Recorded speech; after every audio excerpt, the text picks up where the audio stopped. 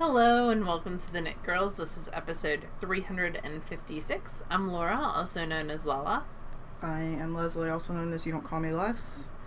It's Friday, the 7th of July.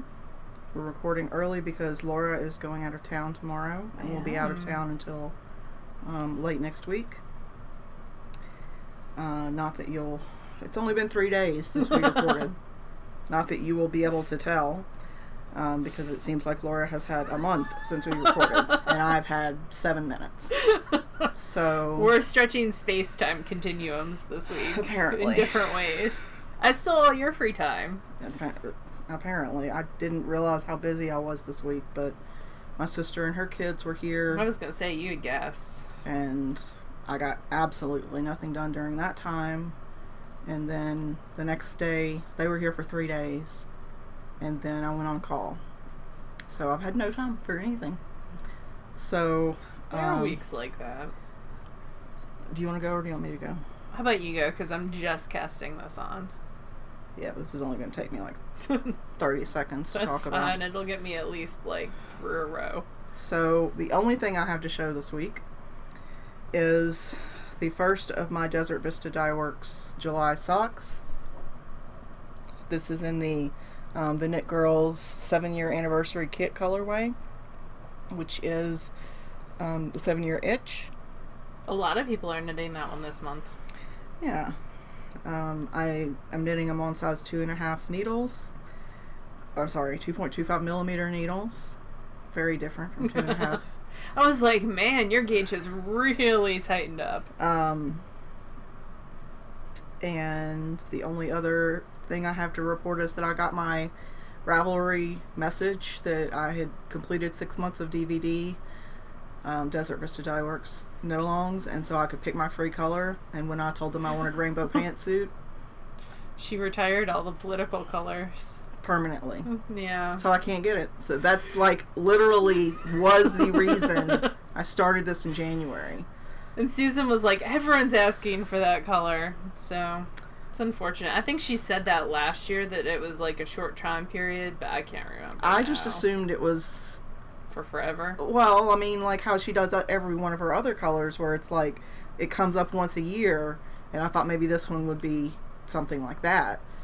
But I am not trying to say Susan has like you know, change the rules or anything. She may have very well said that specifically when she created the color. It was only going to be for, you know, the election that year. I don't know, because I wasn't avidly watching it. I just know I effing wanted rainbow pantsuit, and now I can't get it. Kate said she'd send you your leftovers. You can get leftovers. So this is like temper tantrum week. There were a couple of expletives in my response. Aww. But I did end up choosing Slumdog Millionaire as my... Oh, I don't think I've seen that one. It's real. I went through 3 months of sock pictures in her thread until I found a few that I liked. It was either that or James and the Giant Peach. I like that one. So, I don't think I have that one. I know I don't. I'll look for it next time it comes out. Yeah, that one will come out. I have the Witches, which I like. That's it. That's my entire crafting for the week. The next 30 minutes is all on Laura. Yes. So I literally, Leslie asked me what I was knitting on, and I have absolutely, I just cast this on, and the other thing I'm going to talk about isn't even on the needles, because Leslie has this thing where, like, she finishes a project, and then she takes a long time to pick out her next project. She just gets... And because of that, I usually have at least a couple things going on now, so that there's not a period in time where there's nothing that I'm knitting on. Yeah. Well, I finished everything that I wanted to finish last month at the end of the month, and then I had the bounce blanket, and once I finished that, spoiler, I finished it. I'm going to show it to you in a second. I knew I had to cast on my DVD socks, but I couldn't pick out a color. But because the Lightning Struck Heart second one came out, and I finished reading that, I decided to knit my Lightning Struck Heart socks. So I'm just sitting here, cast on the toe. I used Judy's Magic Cast On, and I'm knitting this unsized zeros.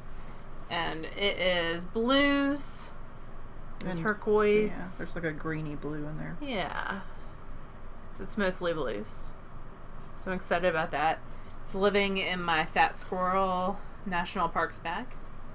I'm not going to a national park, but I am going to a state park.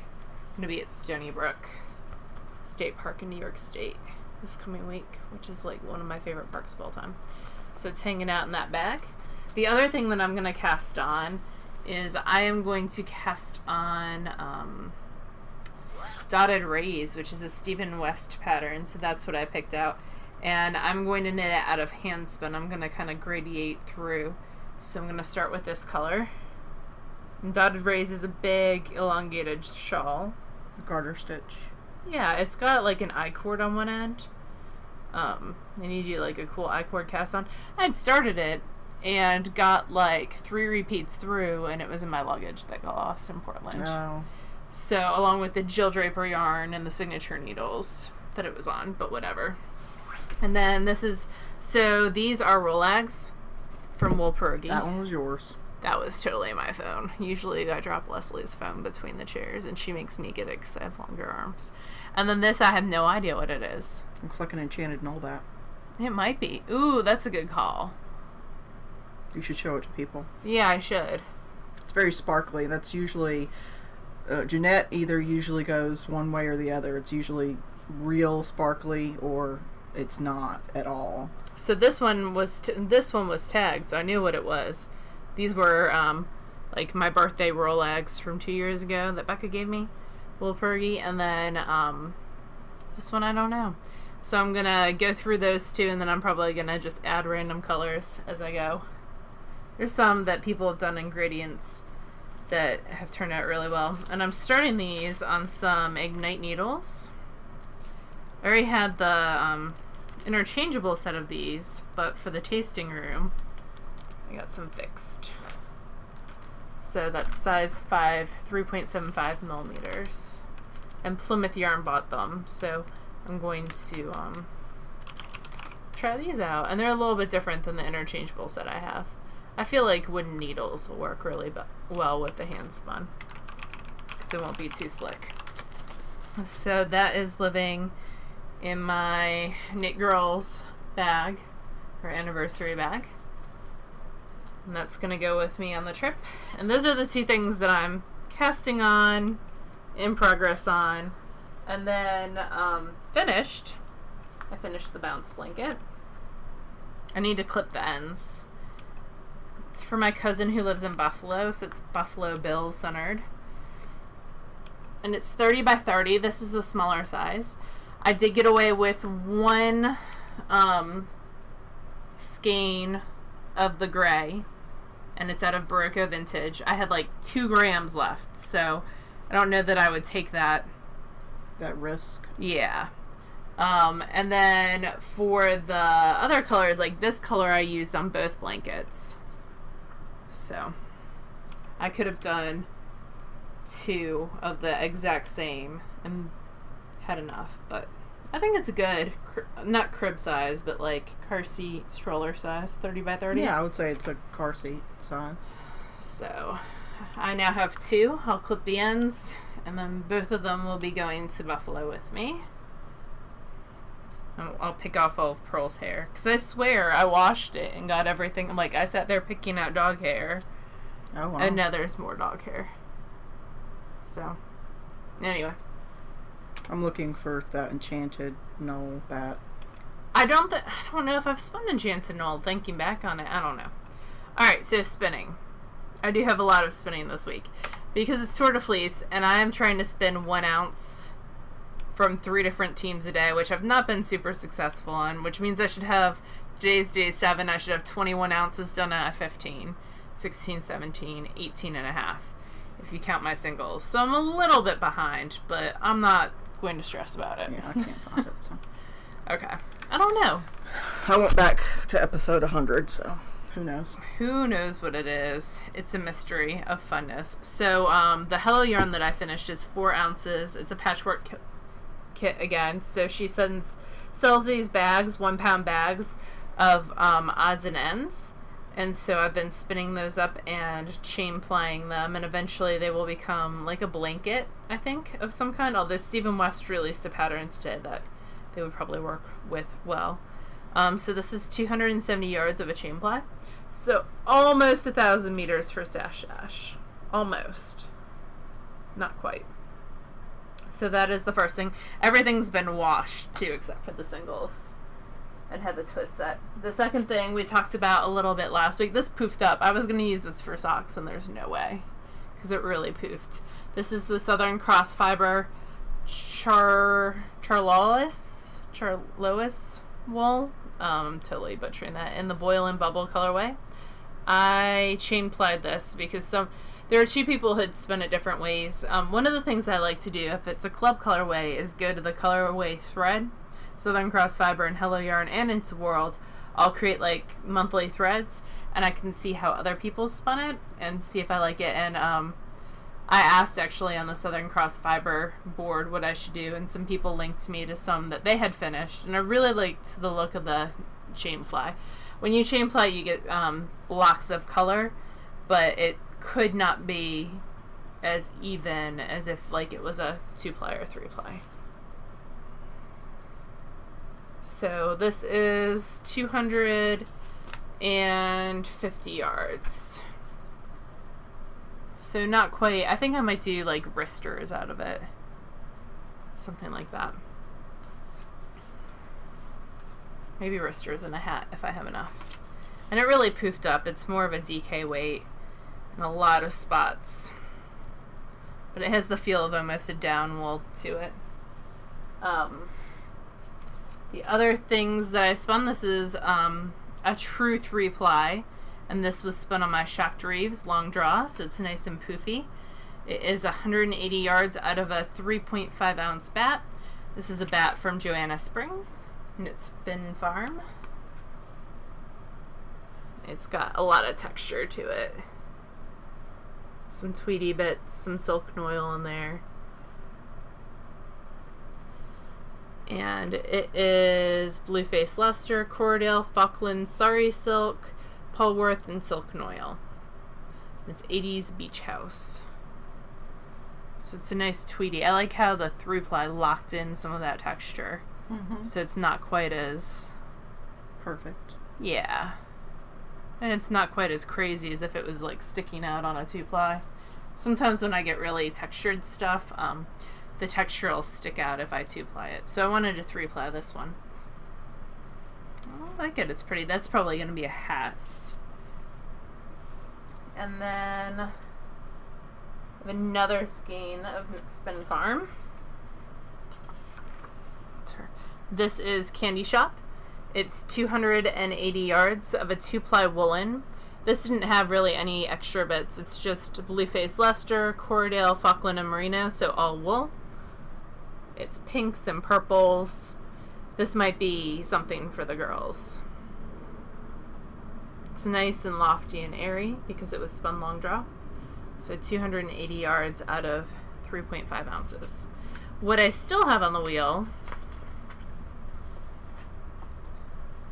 I like how Joanna's palettes, like I could easily put these side by side.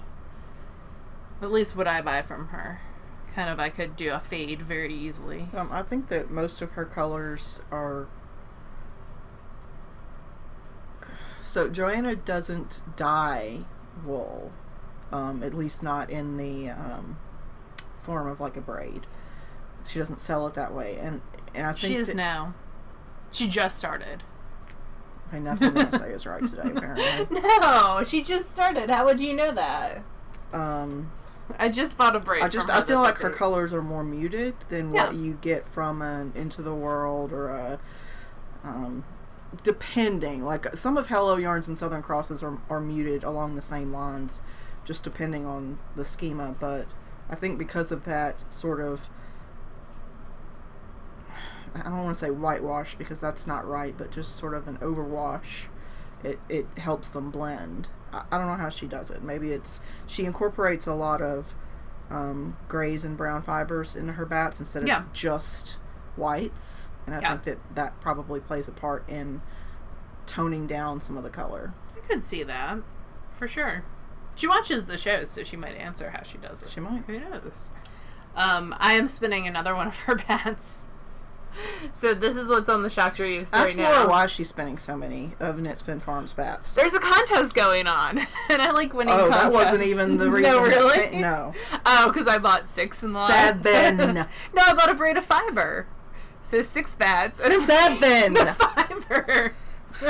It's a total of 7, but only 6 bats and a braid of fiber. This is guilt spinning. No, it's not. I was almost out of stuff by her. No, I wasn't. Anyway, what I'm spinning is actually older stuff, so I haven't touched the new stuff because when I spun that Miss Babs, it had kind of felted in the bottom of my bin because it had been there for like 4 years, 5 years, and I was like, man, I really got to get like the bottoms of my bins. I need to shuffle my fiber around. It might have been longer than 5 years ago. It was when we went to Fiber Space with Wendy. That's probably longer than 5 years ago. I'm thinking so. It might be 7. So fiber will compress and felt upon itself over time if you leave it too long. And bats are the worst for that because they're woolen prep, which means that the fibers are going all different directions. They're a little bit more jumbled and there's a lot more air in there. So when they get compressed, it can be really hard to uncompress them. Also, she's doing a Tour de Fleece team and there's prizes, and I like prizes. And I like beating Jessica in my spinning. Mm. Jessica and I are racing for They Stash race Dash. and compete in everything. Everything. So, Stash Dash, which is a contest mainly against yourself, is not when it's Jessica and I. And she's winning by like 2,000 yards, so I had to up my game this week. So this is some blue Knitspin Farm in the Frosted Morning colorway. And I'm spinning it woolen. I left the tag at home, but it's definitely got some sari silk and some noils and some other stuff in there. My Shocked Reeves bobbins are pretty small. They're like 3-ounce bobbins, which is perfect too because the bats are like this is 1.75 ounces, right around there. So it's pretty full. And then the other thing that I spun on today is going to be our Patreon prize for this month. So I'm trying to do that as well. This is the Tree Glowed colorway from Hello Yarn. It's got this really cool, it's hard to see. It's got a darker blue and then like this greenish blue and then a true green and a brown and a bright, bright orange. Maybe if I show you an ends. It's too decorative. Yeah. This one's a little bit too decorative. Because it's a woolly wander bobbin, right? Nope, this is my Shocked. No. I don't think I have any Shocked. I might have one for the sidekick that I sold.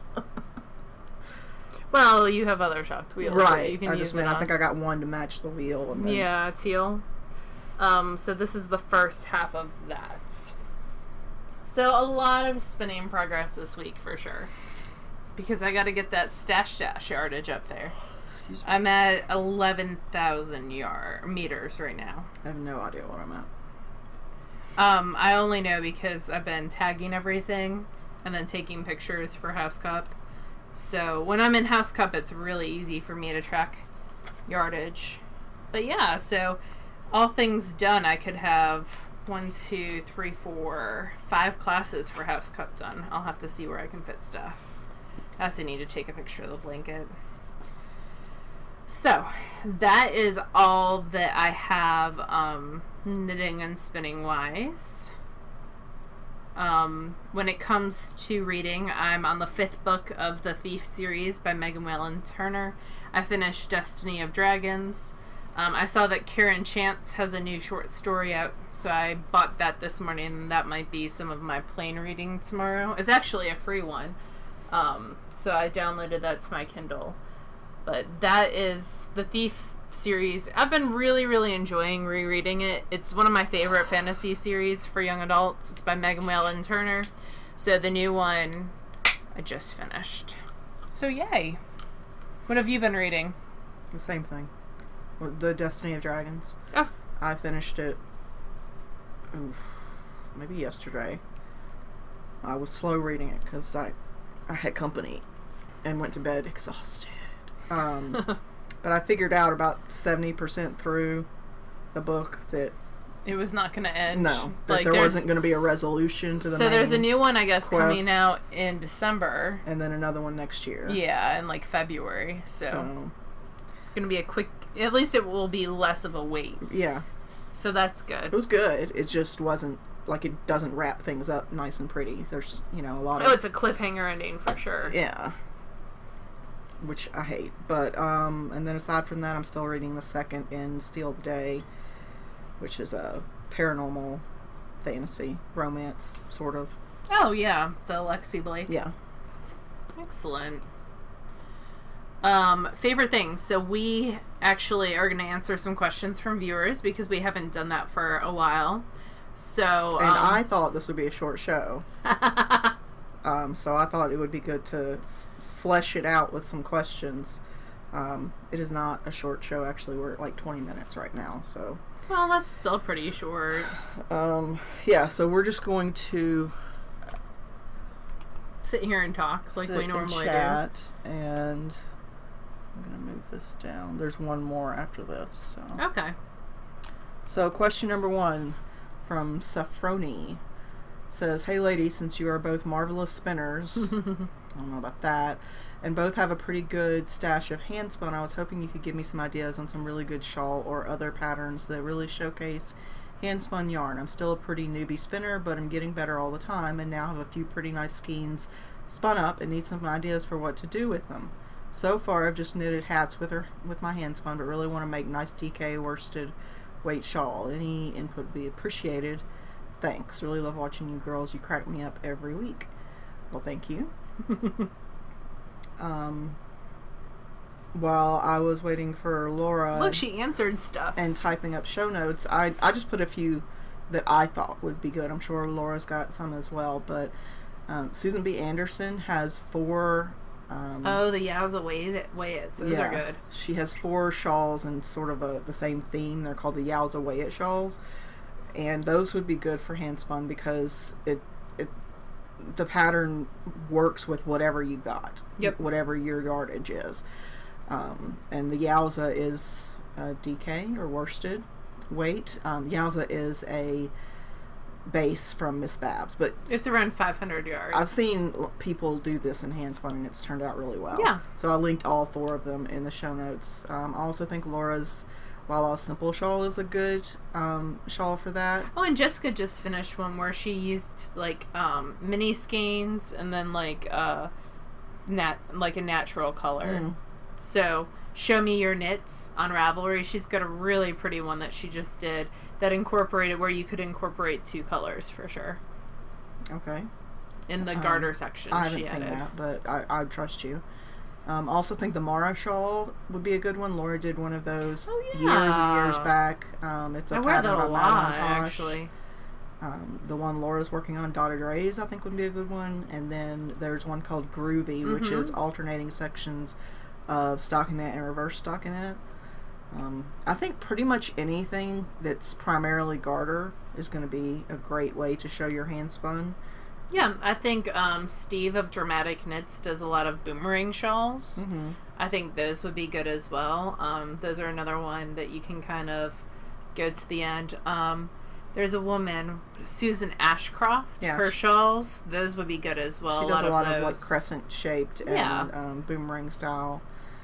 The only thing I would say to be careful of is, just like with a variegated yarn, I was just about to bring that up. You want to be careful of any pattern that's too detailed, too lacy, like intricate lacy or super cable. Cables are going to eat your yardage, so unless you plan for it, I would avoid using hand spun in a cable pattern. But you know what I did out of hand spun that I really, really liked is that Kirsten Kapoor shawl that I've knit multiple times. Dwayne Park. Yes. Duane. That's a good one. And that one has an attached edging too, so you could even use 3 colors.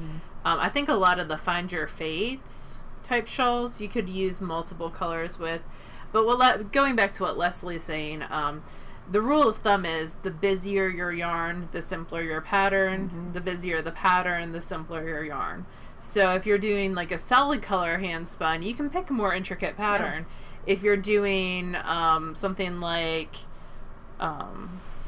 a crazy variegate. Yeah, then you want to go a little bit maybe simpler. But I would also say most dyers have groups. Fiber dyers have groups on Ravelry, and a lot of them have finished object threads. And you can look in there and see what other people have done. You can also search by the tag handspun on Ravelry and come up with some that way. And even, like, some people may not necessarily post in a dyer's group threads that they finished something, but there's also a finished objects on the main page of any group. Yeah. There's a finished objects on the right hand side. Like tab almost. Tab, yeah, like a window. And you can click on it, and any project that anybody in the group has finished, if they've decided to share it with the group, will be there.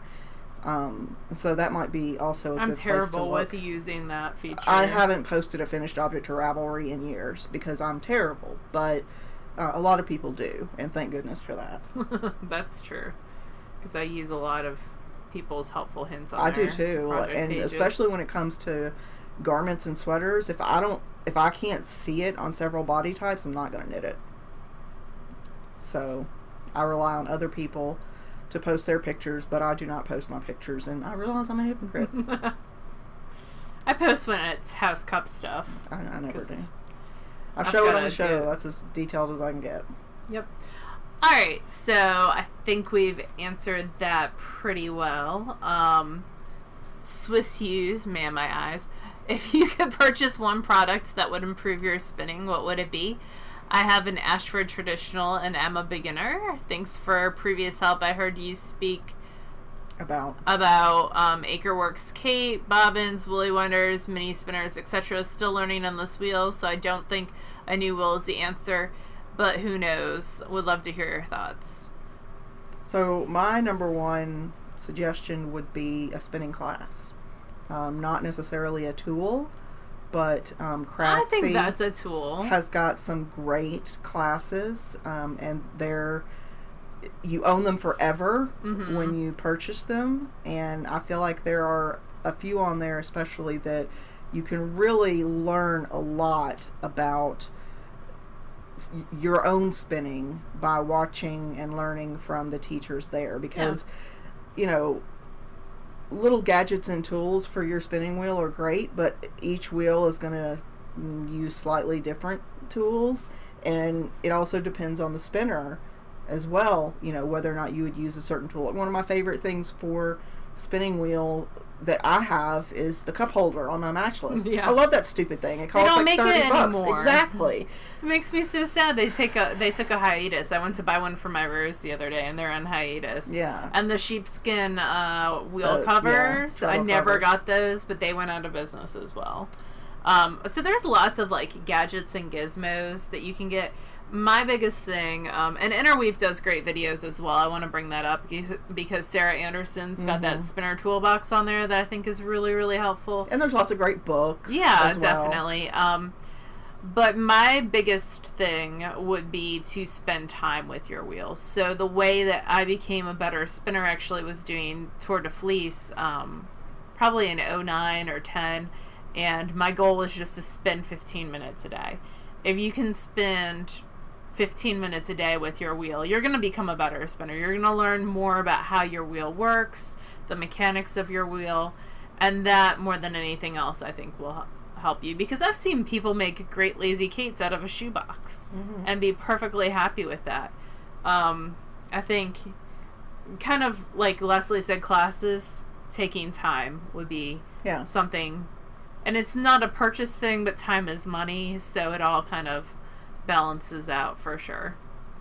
Anything else that you would like to add to that? No, and I mean, even if you can't necessarily shell out a bunch of money for classes, maybe do it another way and find your local spinning guild and join it and spin it, because a lot of times the members themselves will do demonstrations on techniques, or they'll bring in teachers or what have you.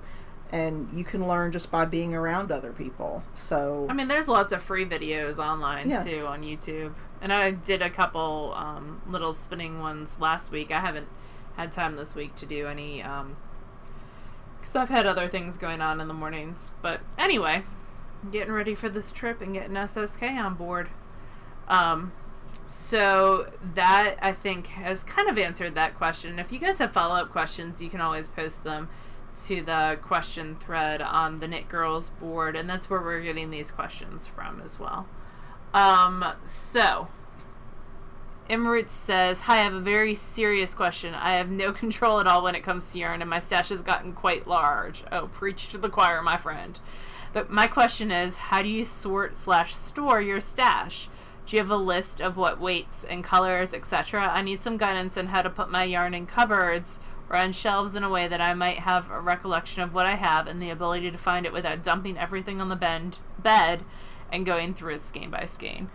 Why don't you talk about Ravelry? So the way that I do it, and I'm usually several months behind because I tend to do it in large groups, but the way that I keep track of it is Ravelry, and that's the only way that I could keep track of it. Ravelry has a feature called Stash, where as long as the yarn is commercially made, it's probably already in the database, but if it's not, you can add it. And you can add hand spun and stuff too. Yeah. Even if it's not spun by you. So it's an undertaking if you already have a large stash. It is a process. But you can break it down, if you've got 10 bins of yarn, you can break it down and say, this week my goal is just to take pictures of the things in this bin. Just the pictures, not the upload. It's like when you move. Yeah. Like, I need to unpack one box today. And it's a process. I'm not going to lie to you. And it takes time. But by the same token, when a new pattern comes out that just grabs you by the throat and you just have to knit it, you can click over onto your stash tab and go shopping without having to dig through 10 bins worth of stuff. Yeah. Also, it is useful if in the event something happens and like a fire, a house you fire, have everything. You've already got a list of everything you own, and it makes life easier. I will tell you, the one thing that saved my butt when I lost my suitcase was my PayPal receipts. Yeah.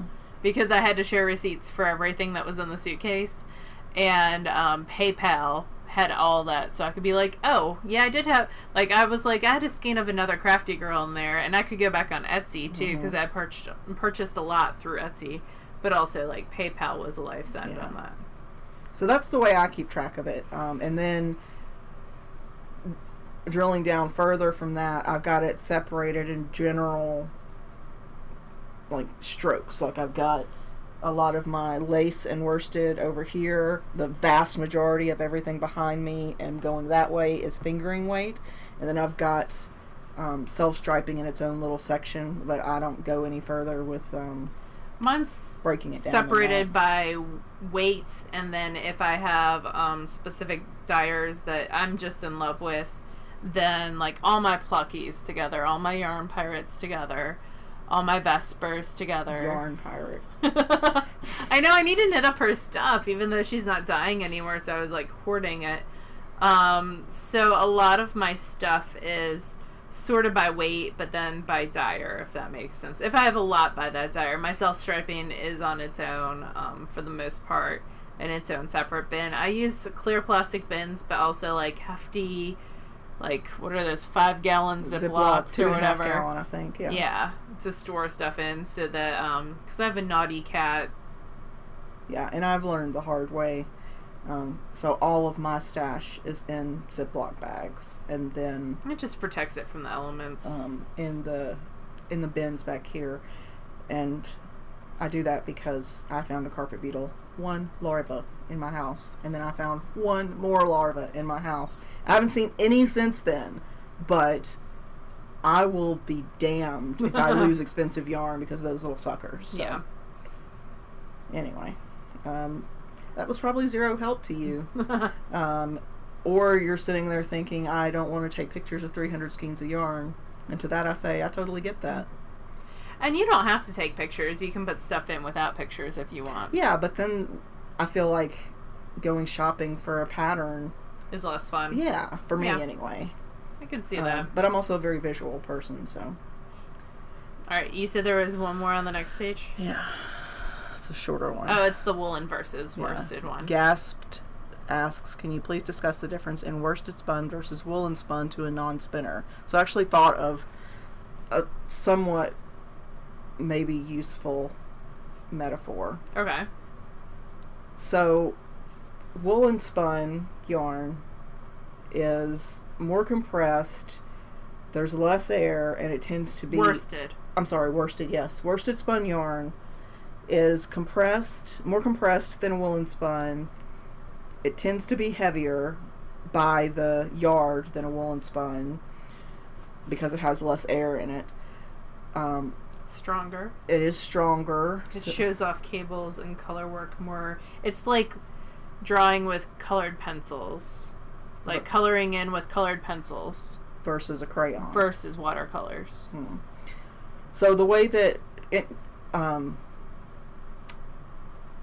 not taking color into account, but if you think of a suitcase and you think of how it is when you're packing to go somewhere and everything's all rolled up nice and you're making use of every little bit of space you've got, and you've got your shirts rolled up and they're inside your shoes, and you know every little bit of space is accounted for and everything's neat and tidy and in order, that would be your worsted spun. And then on your way back from your vacation and everything's crumpled into balls and just shoved in there and there's all these air pockets and everything, that's your woolen spun. Because worsted, as you spin it, you're smoothing it down usually, and woolen, everything is just sort of like a hairball. It's just sort of going everywhere in all these different directions. It's not as strong, but it is much lighter, more airy. You can get more out of your ounce. I say more. The yardage is greater. It'll go farther, yes, than your worsted will, because there's more air that takes up the space that the wool would.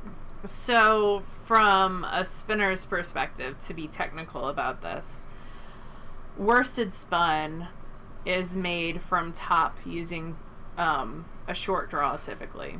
So what that means, top, all the fibers are going in a straight line. It's like if you go to a school building and you see all the kids walking in a straight line because their teacher is at the beginning of the line and there's a teacher at the end of the line, and they're all following that line painted on the floor. Woolen spun, all the fibers are like jumbled. So usually they come in bat form or roving, and it's like recess. So all the kids are like everywhere. I like Leslie's luggage metaphor as well. And when you spin long draw, you're letting the twist, you're not smoothing stuff down. So you're letting the twist travel between your hands without smoothing down the fiber. So it creates a more lumpy, bumpy yarn. When we look at the yarns that I spun this week, and usually woolen spun, you don't see more than 3 plies because they're trying to not knock out that yarn, that air out of the yarn. So when you look at the 2 of these, now they are different ply structures, but just looking at them, the bright colored one, this one right here, is worsted spun. You can see that all the fibers are kind of smoothed down. It looks more dense. This one, you can see it's a little bit fuzzier, and that's woolen spun. Commercially available yarns, Brooklyn Tweed Shelter would be a woolen spun, and the majority of commercial yarns are going to be worsted spun. What woolen spun will do for you with color work, it'll kind of fade. It's like painting with watercolors. It kind of fades and kind of makes everything a little bit more fuzzy. So cables become more fuzzy. Your color work becomes more fuzzy, whereas worsted spun gives you those nice clean lines that you might see. So from a knitter's point of view, woolen spun, you would never make socks or anything like that out of woolen spun because it doesn't have the structure to stay together. I feel like never is a strong word. I'm certain there are people out there who have knit socks out of woolen spun yarn. Oh, I'm sure there are. Well, okay, so commercially available sock yarns are not going to be woolen spun. That's true. Loft by Brooklyn Tweed is woolen spun, but you're going to wear through stuff very quickly that's woolen spun if it's in an area that's high traffic. Now you can combat that in some ways by adding more twist to it. You can knit at a very tight gauge, stuff like that. But as a whole, those items are not going to last as long. Like, you can knit stuff out of them, but you're going to wear through them pretty quickly if they're high traffic areas. So practically, one of the most useful lessons I've learned as a knitter in regards to woolen versus worsted is I'm a big girl. So I wear usually an extra large or 2X shirt. Like, that's general unisex sizing. I knit a sweater, a pumpkin ale, a couple years ago, which is a big sort of Cabled drapey sweater. cardigan with cables all down the back. And I knitted out of Woolmiza DK, which is a lovely yarn. And it's a worsted But it's a weight. worsted spun yarn. And because it's a worsted spun yarn, it's denser, which makes it heavier.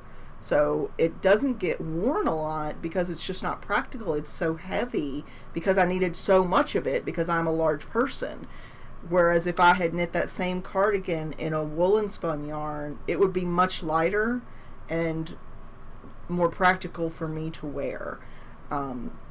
So as far as practical application as a knitter, that would be something I would take away from it. My next big sweater is going to be woolen spun. What yarn are you going to use? I have no idea. Probably fleece that I spin from. Ooh, that'll be good. We'll see.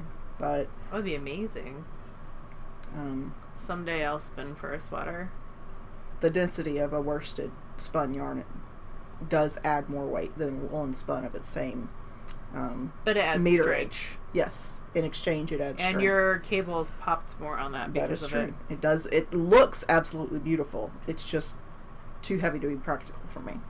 It also adds drape, worsted spun Mhm. to some degree because of that heaviness. I don't know that that would be the same for someone who is, a size 36 chest. They may not have, it may not be as pronounced there as it was for me. So, your mileage may vary. Definitely. I think that's about it. Sorry, I just dropped a stitch. The last stitch in a row, which always is super fun. Mm. Yeah, so if you guys have any other questions or need us to clarify anything that we've said, please ask about it in the what do you want to hear about thread. With the disclaimer that we are just people who have done things. We Yeah, are definitely we are not not experts. And we're not very technical knitters or spinners. Do not take our so- word as gospel. Take it as a starting point and do research if you really want specificity in your answers. But we enjoy sharing what knowledge we have with you guys. And I'll probably won't post this today. I'll probably post this over the weekend. And we will record again one more time before SSK. I dropped a stitch again. Man. It was an increased stitch, too. It's all the evil thoughts I'm having over how much you got done. You're cursing me. So, all right. You guys have a lovely Alright. week, and we will talk to you again next week. Bye, y'all. Bye, y'all.